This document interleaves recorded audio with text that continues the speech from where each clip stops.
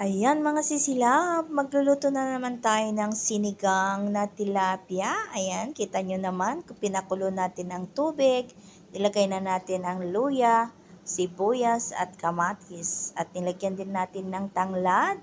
Ayan, kita nyo naman, ang tanglad ay nagpapabango at nagtatanggal ng konting lansa at nagpapasarap sa ating ulam. Ayan, at naglagay na rin po ako ng durog na paminta, durog na bawang, asin, at saka chili powder. Ayan po mga sisilap, hinintay natin kumulo ng kumulo.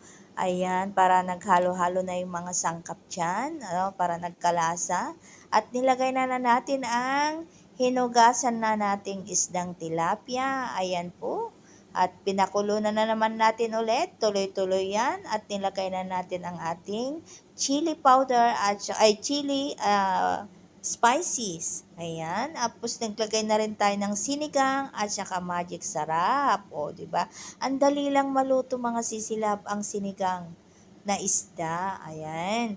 Tuloy ang pakulo natin hanggang tinimplahan natin. Pagkayari, nilagay na natin ang dahon ng pechay. O, di ba? Green leafy vegetables na naman yan. Napakasustansya.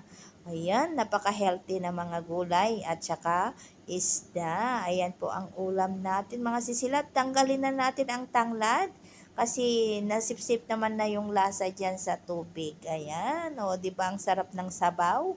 Saglit lang po maluto ang pechay mga sisilap. Kaya ayan, pwede na nating patayin ang apoy para hindi madurog ang ating isda at hindi malanta ang ating dahon ng pechay. Ayan lang po mga sisilap. Tapos na ang ating pagluluto. Luto na ang ating ulam. Hanggang dito na lang po. Thank you for watching. Bye-bye and God bless everyone. Bye-bye po.